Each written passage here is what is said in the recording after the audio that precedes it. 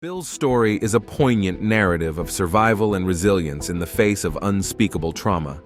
At 24, a series of unfortunate events landed him in jail, where he became a victim of prison rape. Despite the physical and emotional scars inflicted upon him, Bill eventually rebuilt his life, founding a successful software company. However, it took him over a decade to acknowledge and seek help for the trauma he endured, finally confronting his PTSD and embarking on a journey of healing and recovery. Before we get into the main content of the video, don't forget to subscribe and hit the notification bell to receive updates on our latest videos. Feel free to leave your comments with feedback on the content and any topics you're interested in. Your support means a lot to us. Have a great day. Experiencing prison rape is a harrowing ordeal that leaves deep scars on the body, mind, and soul. It's a violation that not only robs one of physical autonomy, but also shatters the very essence of human dignity. My own journey through this nightmare is a story of survival, resilience, and the enduring quest for justice. My name is Bill. I am a rape survivor. I am a 39-year-old heterosexual man. I currently own a successful software company which employs 22 people and pays very well. I started the company from scratch, in the basement of my parents' house when I was 26 years old. 1 year after I was brutally raped in jail, not prison, by 2 inmates. I'm currently being treated for post-traumatic stress disorder after denying the incident for more than 11 years. I was 24 years old and had just broken up with my girlfriend. I was abusing drugs and alcohol at the time. I am sober today. On my 25th birthday, my best friend, whom I'll refer to here as Walter, was going to show me a good time. Originally, the plan was that he was going to buy an 8-ball of cocaine in the Bronx and hang out with me at my apartment in Stamford, Connecticut. When he showed up, he didn't have the coke. He promised that we could go to Bridgeport and score from a friend of his, whom I had met before. We drove to Bridgeport from Stamford and agreed to meet his friend on the street. He called his friend, who told him where to go. I had never been there and had no idea where I was going. Walter and I cruised around until we met his friend's friend, who sold us an 8-ball. We didn't have a chance to check it out, but I took his word for it. I pocketed the bindle. Suddenly lights went on and we found ourselves surrounded by Bridgeport police. They searched my car, Walter and me, and found the coke in my pocket. I mouthed off to the cop a lot, being the dumb 24-year-old that I was. I told the cops that the bindle was mine and they arrested both me and Walter and impounded my car. They let Walter go with an open container ticket, but I was locked up. It was a long holiday weekend, and I was told I wouldn't see the judge until Monday. I was afraid to call my parents. Big mistake. I was put in a holding cell with a bunch of other guys and stayed there Friday and Saturday. On Sunday, the jail was full, and the sheriff's department moved me and some other guys to a state-run jail until Monday morning. I saw the cop who arrested me talking with the sheriff as they moved me into a truck with metal seats, all of us chained together. They put me in a large cell with a bunch of guys. I clearly didn't belong. 2 really big guys approached me. The guard was aware of what was happening. The 2 men started demanding cigarettes from me, which I didn't have. They started slapping me around and telling me that I had to give them smokes. A guard walked by the cell and told them to quiet down. Then they started hitting me pretty hard. I might have been able to defend myself against one, but I was no match for the 2 of them.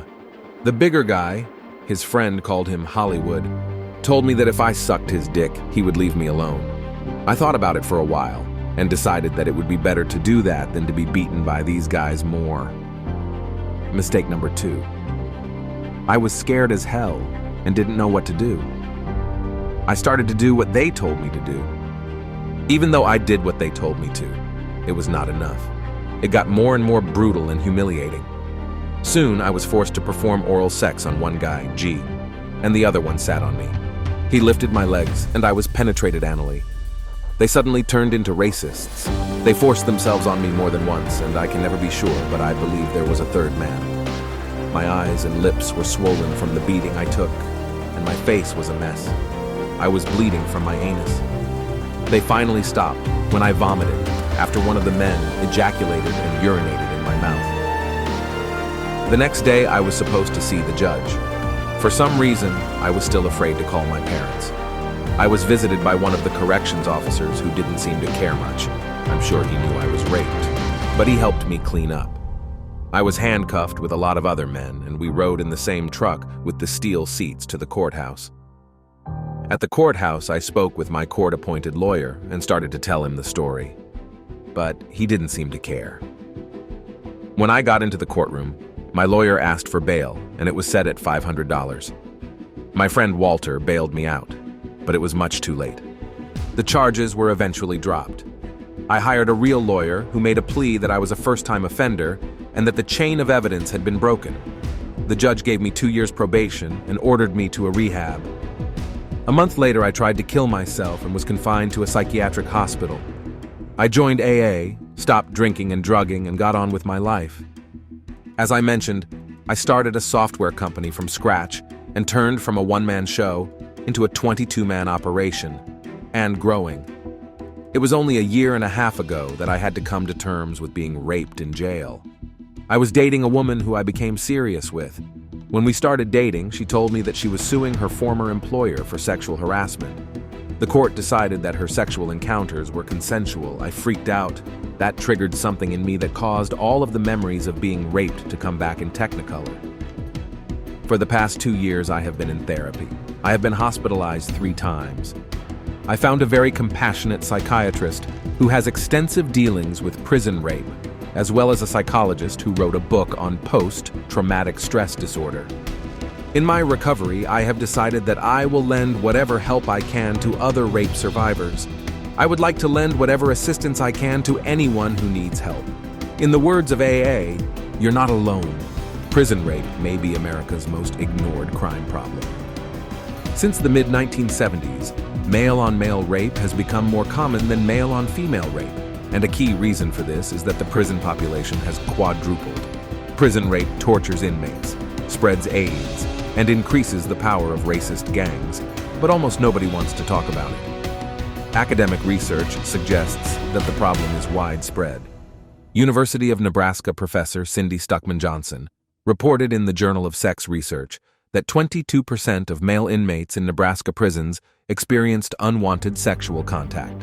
Extrapolating from her Nebraska findings and earlier studies in New York, California, and Pennsylvania, Stephen Donaldson, the late president of the activist group Stop Prisoner Rape, estimated that over 240,000 men get raped in prison each year.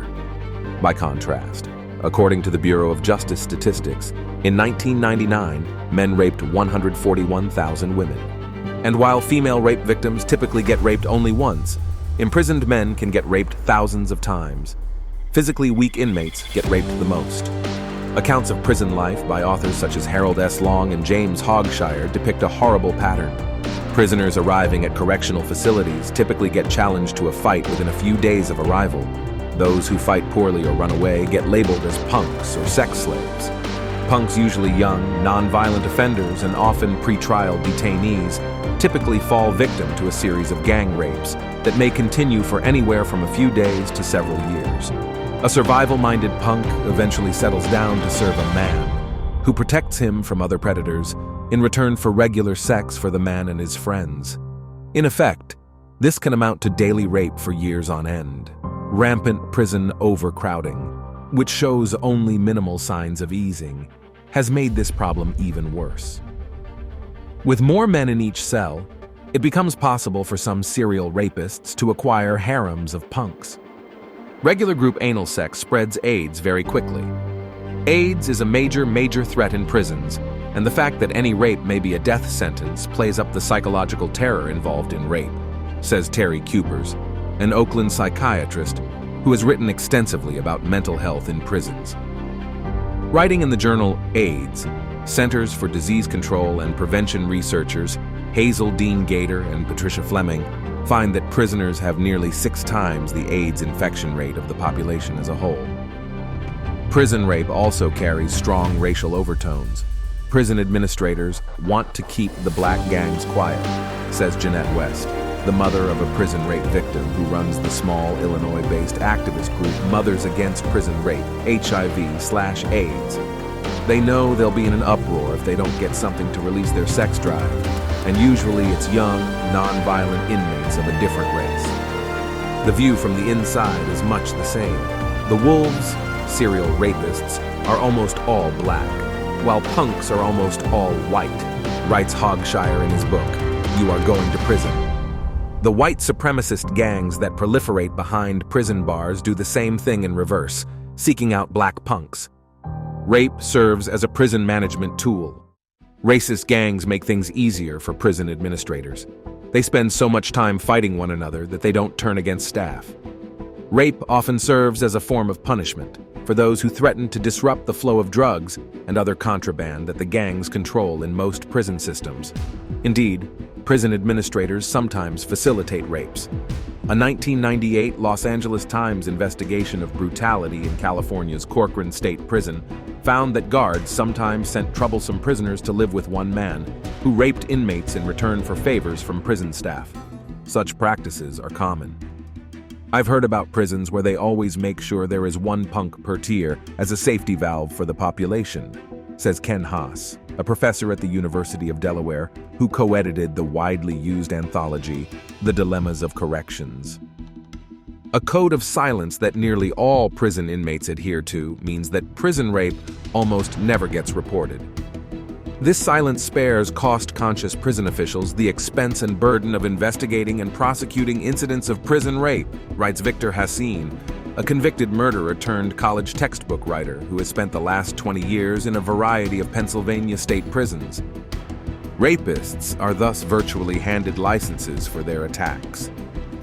Although nobody defends prison rape in public, or even denies that it poses a problem, reform efforts rarely succeed. Tom Cahill, a self-described full-time radical left activist and prison rape victim who now heads Stop Prisoner Rape, complains that mainstream human rights groups shun the issue of male-on-male rape. Amnesty International asked me to speak for them a few years ago, and all they wanted me to talk about was women being raped by male guards, he says. Rape is a problem, but it's not the dominant one for women behind bars. For men, it's an enormous issue. Cal Skinner, a conservative who supports harsher criminal penalties and more prison construction, believes that his 16 years in the Illinois House ended with a primary defeat last fall in part because he devoted so much time to meeting with prisoners and pushing anti-prison rape legislation. Convicted criminals aren't the most popular people with conservative voters in a conservative district, he explains. Although the Illinois prison system did issue new regulations aimed at stemming prison rape in the wake of Skinner's efforts, his more ambitious bills to crack down on prison rape never made it to the floor of the legislature. Similar single legislator crusades fizzled in Delaware and Florida, as did the efforts of Sense. Edward Kennedy and Barbara Boxer to establish a select committee on the issue. To the public, prison rape has become a joke. Films like The Naked Gun, 33 1/3, and the Norm Macdonald movie Dirty Work make light comedy out of rape behind bars. Similar jokes about any other violent crime would draw loud protests from politicians and advocacy groups. Michael J. Horowitz, a Hudson Institute scholar who has led human rights crusades against the sex slave trade and the persecution of Christians, proposes federal standards to prevent prison rape.